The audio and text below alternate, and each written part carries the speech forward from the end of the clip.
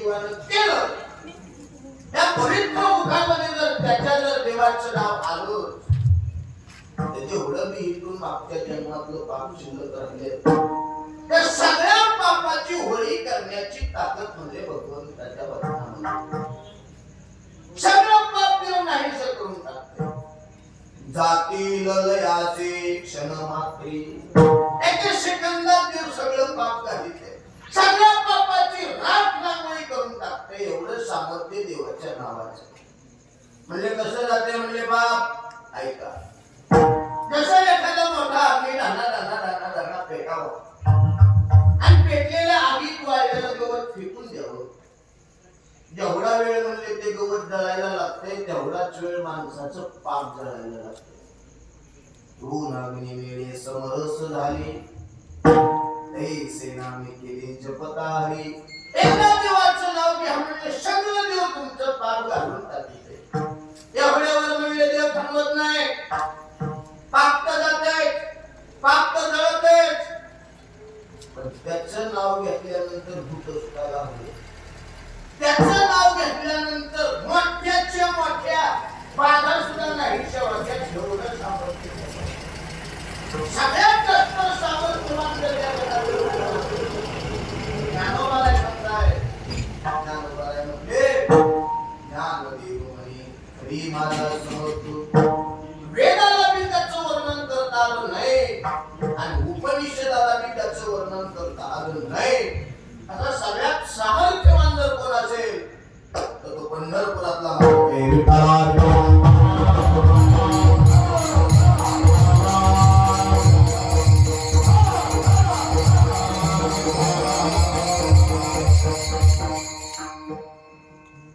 अभंगाला सुरुवात करण्यापूर्वी अल्पसा परिहार याचा म्हणजे बसा. भगवंताच्या आशीर्वादाने, भगवंताच्या कृपेने, साधू संतांच्या आशीर्वादाने दरवर्षीप्रमाणे याही वर्षी मोठ्या परंपरेला अनुसरून फार मोठ्याची परंपरा आहे आणि मोठ्यांच्या परंपरेतलं आश्चर्य हरी कीर्तन आहे. जगद्गुरु श्री संत तुकाराम महाराज बीज उत्सवाच्या निमित्त भव्य दिव्य अखंड हरिनाम सप्ताह व लक्ष्मण शक्ती सोहळा दरवर्षीप्रमाणे याही वर्षी अत्यंत स्वरूपामध्ये, अत्यंत आनंदामध्ये, अत्यंत उत्साहामध्ये भगवंताच्या आशीर्वादाने, साधू संतांच्या पुण्याने आपण यावर्षी संपन्न करत आहोत. योगायोग यावर्षी माझा चांगला आहे की आपल्या पवित्र असणाऱ्या हैबतपूर नावाच्या गावामध्ये 4थ्या दिवसाचं कीर्तन पुष्प माझ्या पत्रामध्ये पडले आणि समस्त गावकऱ्यांचं आजचे दर्शन. भगवंताची सेवा आहे, श्री गुरुवर्यांची सेवा आहे. त्यांच्यामुळं सेवा करण्याचं सद्भाग्य प्राप्त झालं. ते माझे परममित्र हरिभक्ती परायण नामवंत मृदंगाचार्य पंडित केशवजी महाराज जगदाळे गुरुजी यांचे पटे शिष्य. नामवंत मृदंगाचार्य महाराष्ट्रामध्ये टॉप 10 ला ज्यांचं नाव आदरतेने घेतल्या जातं भरत महाराज पठारे यांचे छोटे बंधू श्री शत्रुघ्न महाराज पठारे महाराजांना मी साष्टांग प्रणिपात करतो. आज युट्यूबला, फेसबुकला, इंस्टाग्रामला नुसतं नाव टाकूच तर एकापेक्षा एक टिपा बाहेर पडत आहे. म्हणजे नामवंत मृदंगाचार्य आहे. महाराजांना कोटी कोटी धन्यवाद. गोड संगीत क्षेत्रातील महाराज मंडळी उपस्थित आहेत. माझे परममित्र, परमस्नेही, परम आदरणीय, परमश्रद्धेय माजलगाव तालुक्याचे भूषण असणारे संगीत विशारद, संगीत रत्न, संगीत अलंकार श्री हरिभक्ती परायण सोपान महाराज मला साष्टांग प्रणिपात आहे. त्याचबरोबर परमार्थ प्रेमी, परमस्नेही, परम आदरणीय, परमश्रद्धेय संगीत विशारद, संगीत रत्न आपल्या गावाचं ज्यांच्यावरती नितांत प्रेम ते श्री हरिभक्ती परायण संजू बुवा तुम्हाला सुद्धा साष्टांग धन्यवाद आहे. 2 जोरदार उपस्थित लोकांनाही धन्यवाद. त्यांच्याकडे आल्यानंतर आमच्या या सगळ्या महाराजांची रोज व्यवस्था होते आणि आमची त्यांच्याकडे व्यवस्था झाली. ते हरिभक्ती परायण म्हणजे सुरेश महाराज तुम्हाला सुद्धा धन्यवाद आहे. त्यांच्यापेक्षा त्यांच्या घरातल्या माणसांना धन्यवाद द्यावे लागतील. आई साहेबांना सगळ्यांना धन्यवाद देतो. टाळकरी गुणिजन महाराज मंडळी सगळ्यांना वंदन करून बरोबर मोजक्या वेळेत, ठरलेल्या वेळेत आणि नियोजित वेळेत हरी कीर्तन सेवा करण्याचा प्रारंभ होता.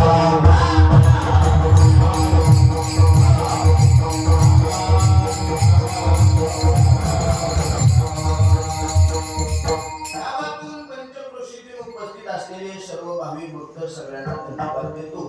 मागं बसलेले, त्याच्या मागं बसलेले, पायी लांबलेले, पायी आपलेले, टोपी चाललेले, पारावर बसलेले, पायी लांबून बसलेले, मॅच बघणारे, जे बसतात ते साडीतले, जे येणाऱ्याला येऊ देत नाहीत, ते एवढा मोठा सप्ताह चालू हे माहीत असून सुद्धा घरी गोंधळ्यात पालते पडले, ते सगळ्या बिचाऱ्यांना धन्यवाद.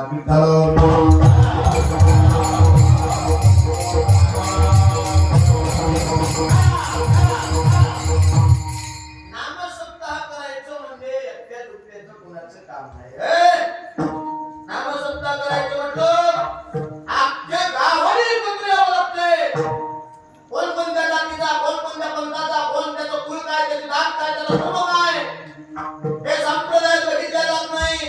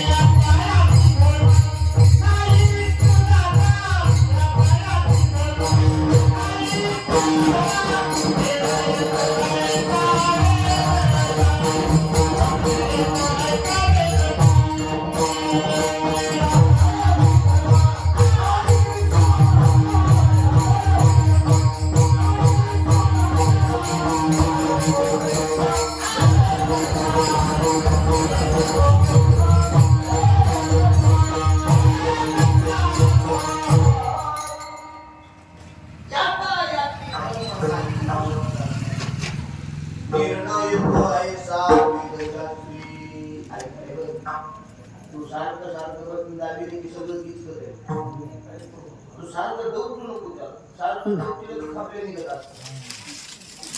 आता जसं लागलं तसं राहू दे, बरोबर कडीला नेण्याचा प्रयत्न करतो. विठ्ठल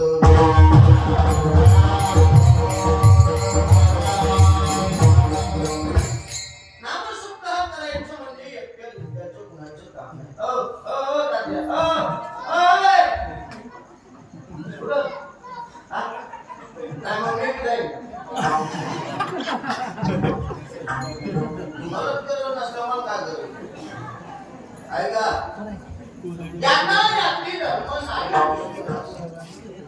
निर्णय तो ऐसा विदुषारी. इथं कुणाची जात बघितल्या जात नाही, इथं कुणाचा धर्म बघितला जात नाही. शांत इथं कुणाचं गोत्र बघितला जात नाही, इथं त्याचं कुल बघितला जात नाही, इथं कुणाची जात बघितला जात नाही. इथं फक्त त्याच्या अंतःकरणातला भाव बघितला जातो. भाव चांगला असला की देव त्याच्यावर कृपा करीत असतो. अंतःकरण पवित्र असलं की पंढरपुरातला मालक त्याच्यावर कृपा करीत असतो. अंतःकरण जर सज्वल असेल, अंतःकरण जर निर्मळ असेल आणि मुखामध्ये जर कायम देवाचं भजन होत असेल तर त्या कुटुंबावरती, त्या गावावरती पंढरपुरातला मालक विटेवरून खाली उडी टाकून आल्याशिवाय राहणार नाही.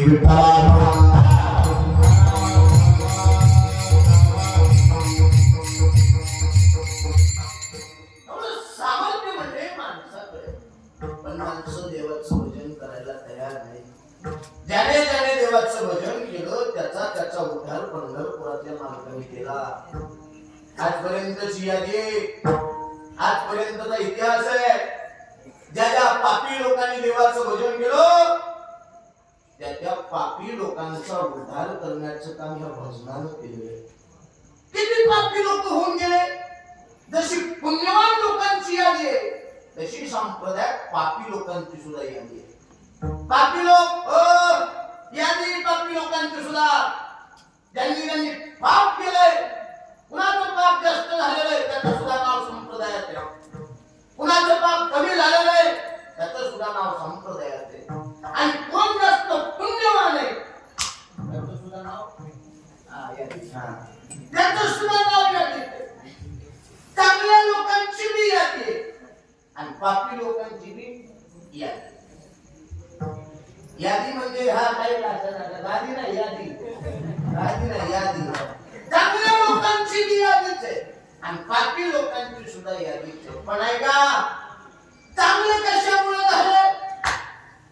वा, कशामुळं? वा कशामुळं चांगले झाले भजनामुळं हे ऐका लक्ष आणि पापी झाले कशामुळं भजन केलं नाही म्हणून चांगले झाले भजनामुळं पाप जीवनात झालंय भजन केलं नाही आणि पाप झाल्यानंतर सुद्धा त्यांचा उद्धार केलाय भजनामुळं